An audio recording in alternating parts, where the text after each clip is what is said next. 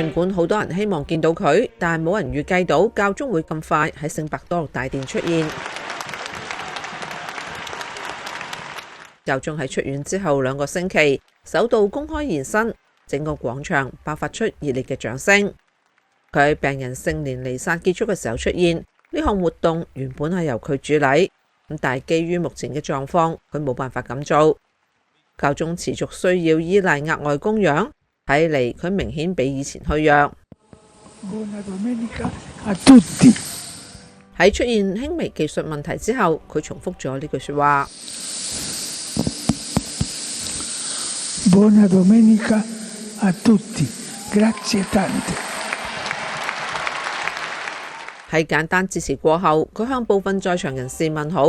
咁儘管教宗一再表達佢願意同信友接近嘅強烈願望，喺佢短暫現身期間，明顯咁睇到佢講嘢有困難。